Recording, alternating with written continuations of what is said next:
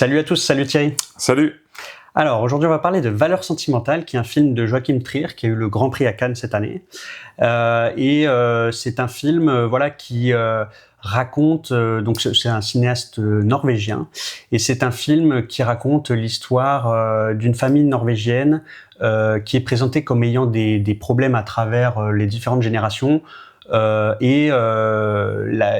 plus jeune génération est un peu tributaire de ce qui s'est passé dans ce passé de la famille, ou en une sorte de malédiction qui revient de génération en génération. Et donc il y a des problèmes entre un cinéaste qui est au soir de sa carrière et ses deux filles, et en particulier sa fille qui est devenue elle comédienne, et il va essayer de la faire jouer dans son nouveau film.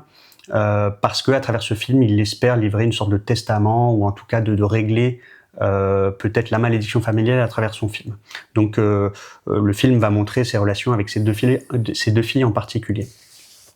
C'est un film que j'avais vu dans les différentes critiques. Ce qui revenait, c'est que Joachim Trier avait essayé de trouver une sorte de compromis entre le côté auteur un peu radical et le côté esthétique et drame un petit peu plus grand public. Est-ce que cet équilibre tient debout selon toi ? Alors, avant de répondre de but en blanc à cette question difficile, moi, c'est un réalisateur que je connais partiellement, on va dire. Je n'ai pas vu tous les films, et pourtant il n'en a pas fait énormément. Mais j'ai pas vu tous les longs métrages qu'il a pu réaliser. J'ai vu les deux plus connus, je pense, Oslo 31 août et Julie en 12 chapitres.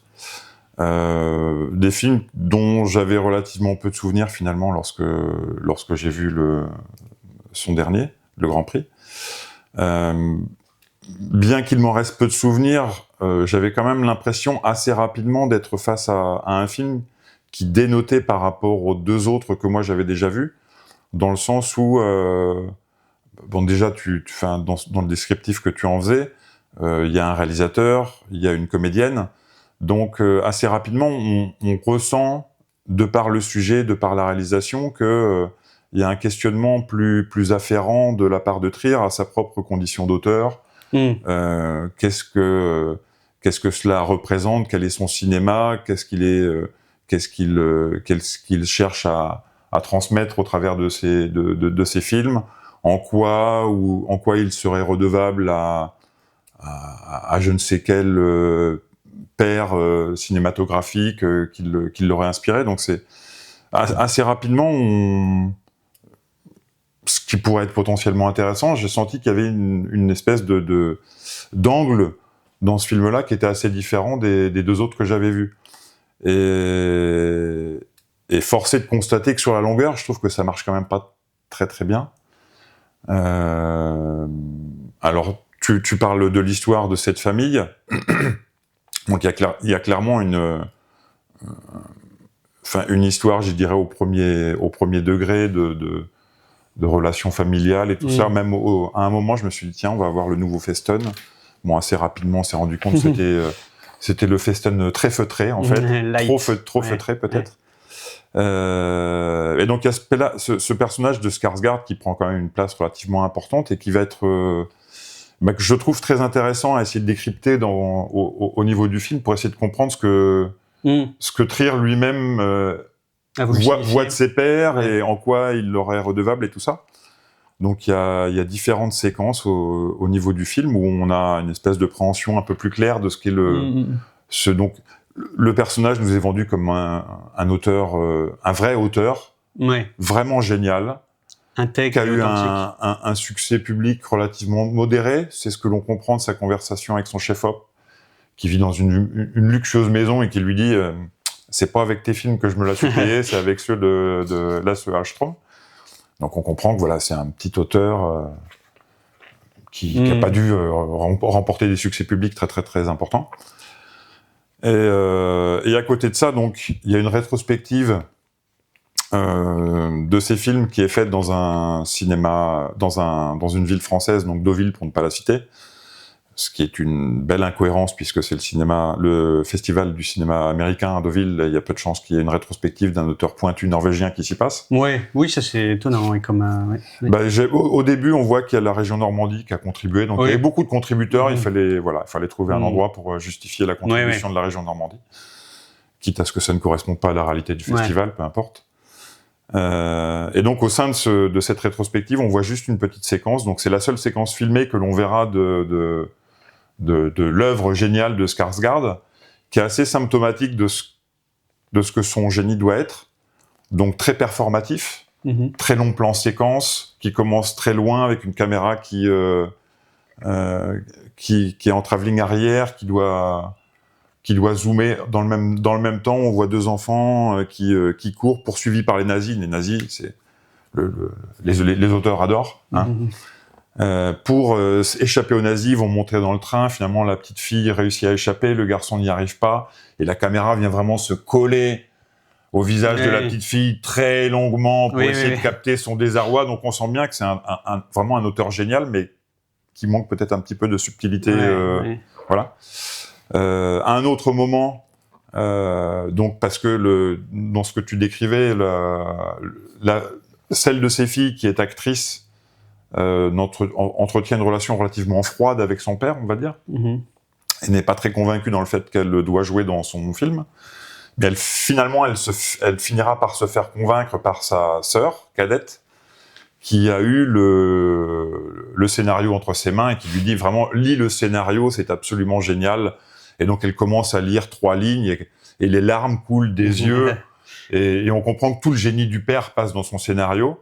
Donc, pour rappel, pour ceux qui le connaissent, dans ce jury du Festival de Cannes qui a attribué le Grand Prix à ce film, il y avait Hong Sang-soo qui lui n'est pas spécialement réputé pour le côté génial de ces scénarios, et c'est vraiment moi un argument qui m'horripile absolument de considérer que le génie d'un réalisateur tient dans son scénario. Je pense qu'à l'inverse, il ne tient absolument pas dans le scénario, mais surtout dans sa mise en scène. Et puis il y a le dernier, comment dirais-je, la dernière trace du génie de ce réalisateur. Ça sera la séquence finale qui sera tournée. Je pense qu'on pourra y revenir, parce qu'elle contient aussi beaucoup de choses très intéressantes. Donc c'est, on va dire qu'au travers du portrait que Trier dresse de ce personnage, alors on pourrait se poser la question, est-ce que c'est ironique, est-ce que c'est...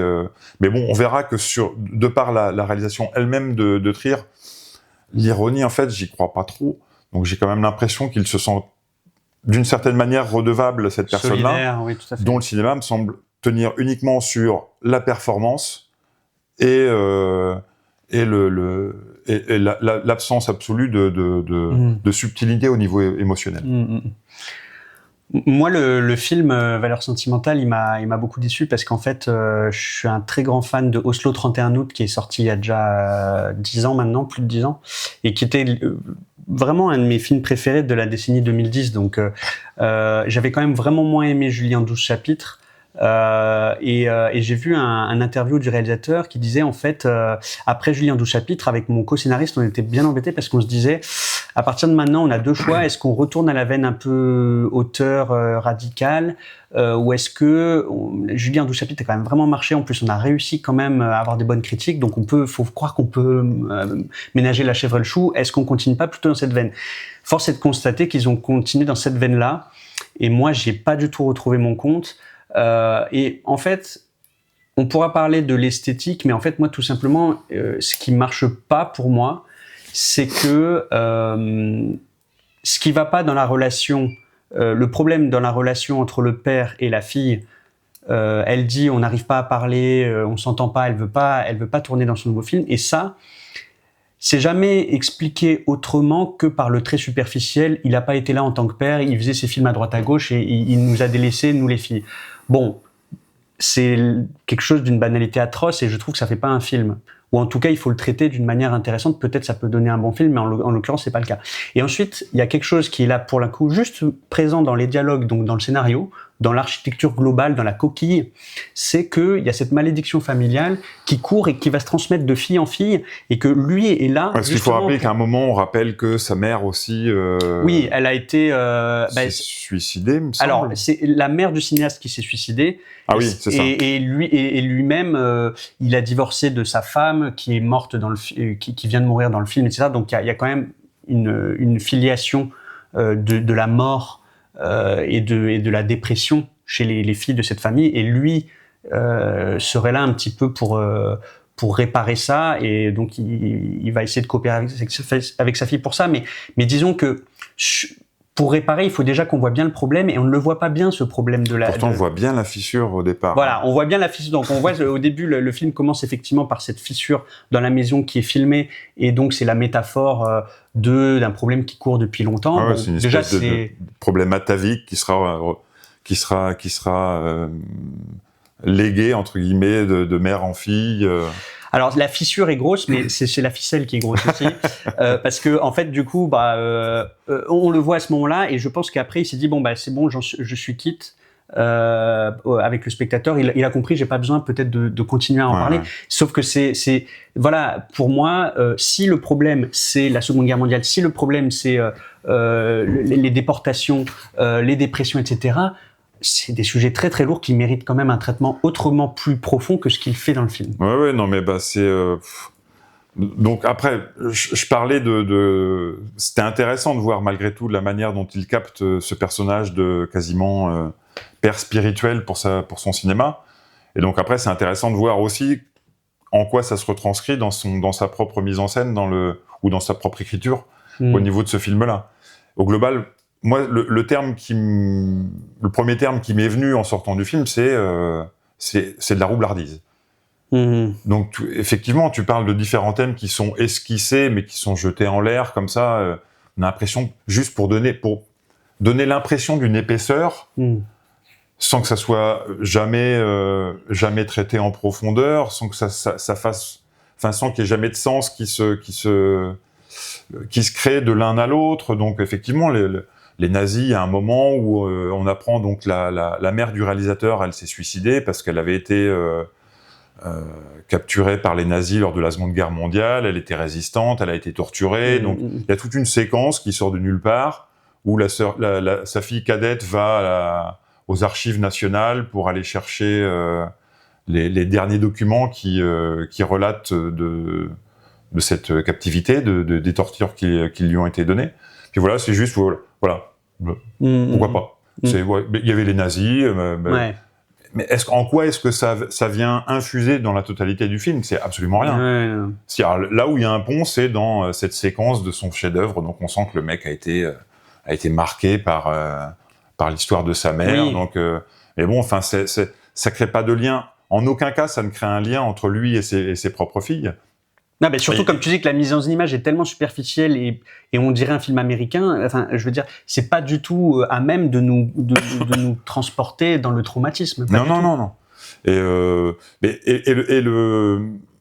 là où je trouve qu'il y a beaucoup de roublardise, c'est que en bien des endroits, il nous vend des choses où il a des effets qui sont vraiment là pour, vraiment des effets roublards pour essayer de créer faussement de l'émotion, de la tension chez le spectateur, comme si lui-même n'avait pas trop cru à son idée de départ et qu'il fallait créer tout un tas d'idées connexes pour essayer de rendre de la complexité. Donc finalement, c'est un film dont la structure est pseudomment complexe, puisqu'on part de cette maison. On a l'impression au départ, on va nous parler on va vraiment avoir quelque chose sur le très long terme, depuis le temps qui passe à travers l'architecture de la maison. Oui, c'est ça, alors que la maison, au bout de 2 minutes, on l'a oubliée. Il y a des travaux à un moment donné où elle est transformée en mode un peu Ikea, mais bon, c'est très mineur. Et donc tout est fait comme si ce trauma, en fait, au départ, il nous serait caché, il serait révélé vraiment sur le long terme pour exploser dans la scène finale. Sauf que je pense que n'importe quel spectateur sain d'esprit, au bout de 30 minutes, aura compris de quoi il en retourne, et que tous ces chichis dans la complexité au niveau de la structure n'ont absolument plus aucun sens. De la même manière, Alors c'est l'une des remarques, c'est très subreptice, mais lorsque le personnage du réalisateur dans le film parle avec la cadette de ses filles, parce qu'il veut absolument faire jouer son petit-fils dans le film, et donc il lui explique qu'il y tient absolument, parce qu'il ne veut pas un acteur professionnel, il veut un acteur qui soit justement non professionnel, pour apporter de la vie, pour qu'il n'y ait pas ce chiquet de l'acteur professionnel, ce qui ne se retrouvera jamais dans le film en tant que tel de Trier, où tout est extrêmement chiqué, où toutes les émotions sont parfaitement calibrées. Et de la même manière, ça voudrait jouer sur ce qui est très dans l'air du temps. Enfin bon, on avait parlé de certains réalisateurs, de Serra par exemple, qui va pouvoir jouer là-dessus, d'une vraie intrication entre le réel et la fiction. Donc lui essaye aussi de jouer là-dessus. Il s'est dit, c'est porteur ce truc-là, puis ça fait auteur actuel, on va faire ça. Donc il a ce côté où donc l'actrice, enfin sa fille qui est l'actrice est une actrice de théâtre. Donc on va la faire jouer au théâtre pour justement pour avoir ce schisme entre la personne qui au théâtre est capable d'exprimer ses émotions, faire ressentir tout ce qu'il y a à l'intérieur d'elle-même, alors que dans la vie réelle elle est complètement cloisonnée, elle est plus capable de dire un mot à son père.